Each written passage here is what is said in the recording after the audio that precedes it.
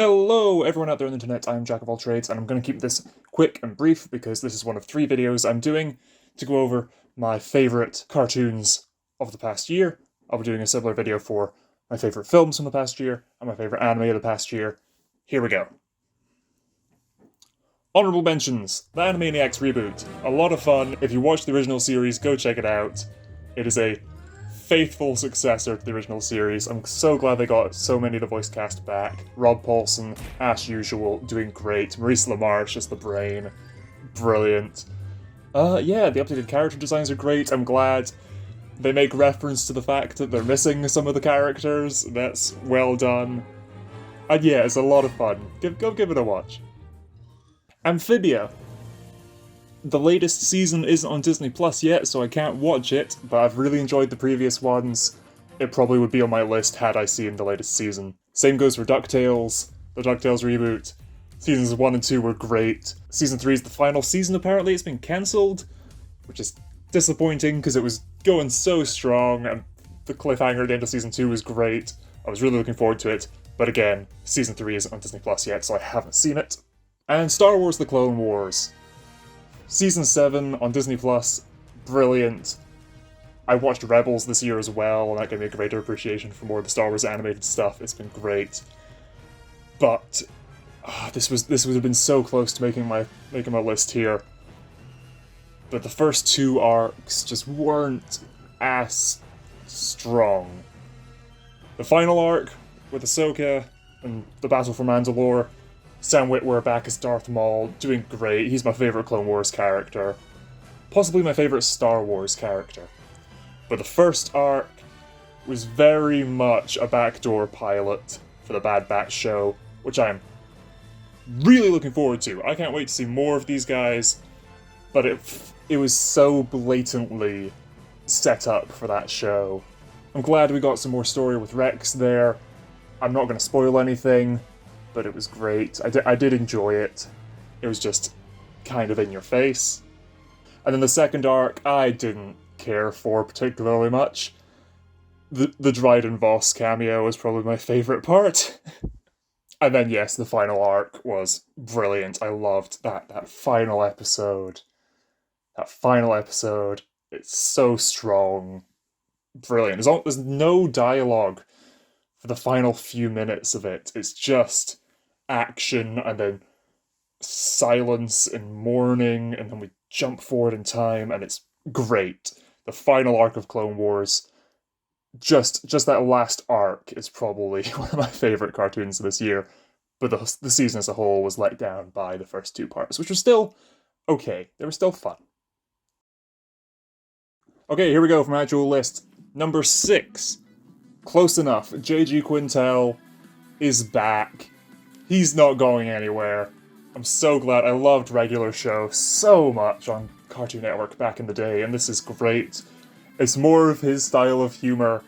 It feels like perhaps he was working through a few things here with the fear of getting older and everything. It's a lot of fun.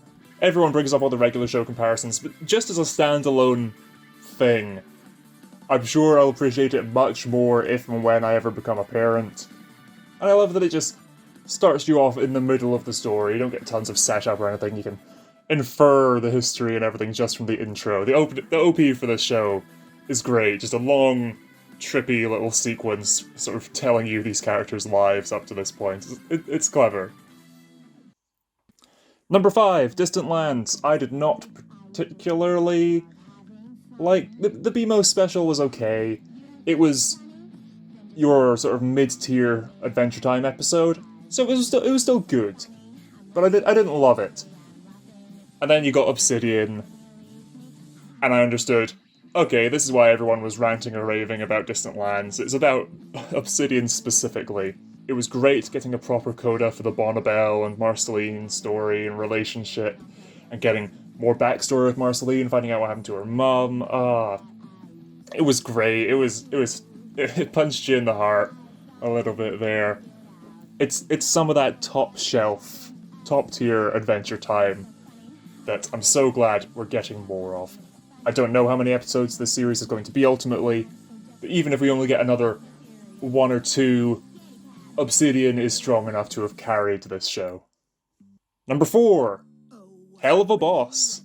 I don't think it's particularly controversial to say, because I've been seeing a lot of people saying it, that I like Helluva Boss more than I do Has-Been Hotel.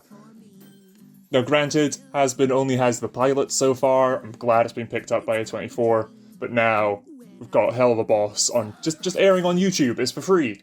Go watch it now, there's nothing stopping you. We got the pilot last year, we got the first 2 episodes now in 2020. There was a live stream that Vivzy and the crew were doing recently, where they said, oh yeah, we're currently animating episode 4 of Helluva Boss, so episode 3 is already done. We got a trailer just at the end of the year there, start of 2021, we got a trailer for the season of Helluva Boss, and we're going to get into more of the world, we're going to go down to the Lust Ring apparently, that's going to be a lot of fun. I'm loving the voice acting, the caliber of voice actor they got for this show. Richard Horvitz, I mean, I grew up watching Billy and Mandy as a kid, that was great. Then Invader Zim, and then Chaos from Skylanders. Mara Wilson was in episode 1, as in, this Mara Wilson voices this character. Star of the stage, Alex Brightman, Dewey in School of Rock, he's Beetlejuice in Beetlejuice, so that's great. I hope we get more of him. He voices RoboFizz, which is a robot based on Fizzrally, another character that we get to meet, so hopefully we get him back to voice him, that'd be great. And of course, Brandon Rogers as Blitz is doing brilliant. I'm glad he's helping write it as well, he's part of the creative team as well as voicing it. I'm looking forward to just getting more Has-Been Hotel, Helluva Boss, more content from this world. It's a lot of fun. It's all just a bunch of independent animators online. I'm looking forward to seeing where this goes. Number 3, She-Ra and the Princesses of Power. We got the final season this year, wrapping everything up, putting a nice bow on it. It was great. I gasped at points in this final season. Oh no, I forgot. You forget about this one character and you think, oh, it's all over. Oh no, there's this. They keep it going. It's intriguing. I love everything with Horde Prime and his whole really cult feeling setup, and everything is great with him. Catra and Adora, everything with their arc is great in this final season. We even tied up Shadow Weaver. I wasn't expecting to get much of her this final season, but no, we got more than I was anticipating. And Entrapta being best princess is great. And yeah, I don't want to say too much. I want people to go watch this show. It's on Netflix. Please go watch She-Ra and the Princesses of Power. It's better than the title makes you think it'll be. Number 2, The Owl House. Oh, I love this show. We're only 1 season in, it's on Disney Plus, once again, go check it out. I'm shilling at it for Disney right now, but I love the world, it's an isekai story, but it's Western animation, it's Disney, but it's still got some rather dark moments in it, and grotesque character designs and creatures, and I'm loving the theories about Belos and possible necromancy going on in the series, and it's one of those things where it's a good thing this was a cartoon, because if it was live action, this would be a 15 or an R. There's some bits that would be very, very bloody, especially in the finale. But yes, no, I like the world, I love the characters. Amity and Luz, oh my, yes, I live for that. Ida is great, I love the possible Gravity Falls connection through the Lost Legends book. This feels very, very Gravity Falls-esque. And that may be down to Alex Hirsch voicing in this show. I don't know how much creative input he has, but he's great. He voices the Owl House. He's Hooty, he's King, he's a bunch of the background characters and additional voices in this. But then you have even the animation on this, and I really want to highlight the animation in this show, because they do a lot of sequences in-house, which is rather uncommon for Western animated shows, which means you get these really dynamic and smooth, flowing fight scenes. The intro, I'm just playing this, I'm probably showing footage on screen right now. I sat down to watch it because people had been talking about it online. I'm like, okay, I'll give this a watch. Alex Hirsch is in it, that'll be fun. I was taken aback by how smooth, how well animated a lot of this was. I just really needed to get that off my chest and point it out. This show is beautiful. But not just in the animation, in the characters and the story as well. There's lots of beautiful moments. I'm so looking forward to the next season.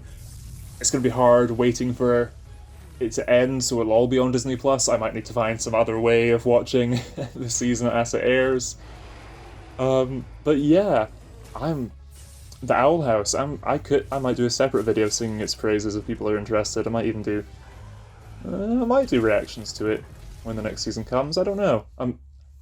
I'm looking forward to the next season of The Owl House quite a lot. It's the show I watched this year that I am most looking forward to seeing what comes next. Conversely, from looking forward to what comes next, a show that had what's quite possibly its final season this year, and I really hope isn't. It's been sort of soft cancelled. I really, really hope that we get more of this. This show is phenomenal. We've got the 3rd book this year, and Infinity Train is wonderful. Book 1 with Tulip was great. I remember watching the pilots and everything for this show, and then seeing it, and it tackles some topics you wouldn't expect, and I'm glad to hear in my interviews and stuff that no, Cartoon Network encouraged them to address these topics. They were sort of going to dance around them, but Cartoon Network was like, no, if we're going to do this, we're going to do it properly, which is great. And Book 1, Season 1 left you wanting more, but it was self-contained, and that could have been all, and it would have been good. And then we got Book 2, and you realised, oh no, this series is going to be an anthology, we're going to follow different characters. It's an infinite train, which already sets up this show to go on forever. This show has no set endpoint, because you can just keep travelling on this train, and then with the advent of Book 2, when we follow different characters, different cast, we get the idea that we could just pick up and follow anyone. We can do anything in this setting, which is so exciting, because there seems to be no limit on the trains themselves, in terms of the carriages and the physical limits of space within them. There's a lot of theory crafting stuff that can go into this show, but the stories about identity and then Book 3 this year. Oh my gosh, Book 3. I've did a reaction to it. I did a little skit video inspired by Book 3 specifically. Wow. So the first 2 books were following sort of the idea of, kids arrive on this train, and then they need to go through character development. They need to grow as a person in order to get off. And then in Book 3, we join people who have been on this train for years and are leading other passengers, and treat it as like a video game where the other denizens are treated as NPCs and they just abuse their power over them.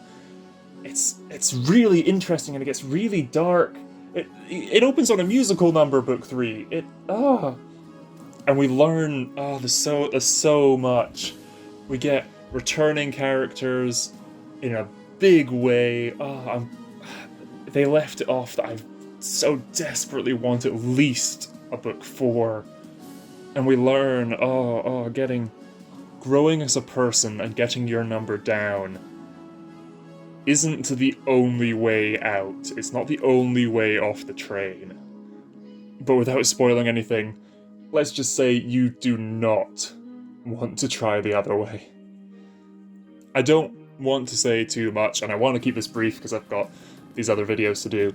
But yes, these were specifically my 6 favourite shows, 6 that I specifically wanted to highlight, 6 favourite cartoons of 2020. I'm also going to be uploading the next couple of days. I'll have them linked at the end here. My favourite anime from 2020 and my favourite films from 2020. If you want to hear my thoughts on them, click these links that are on screen, hopefully, if future me has got them edited and uploaded. But until next time, I've been Jack of all trades. Bye.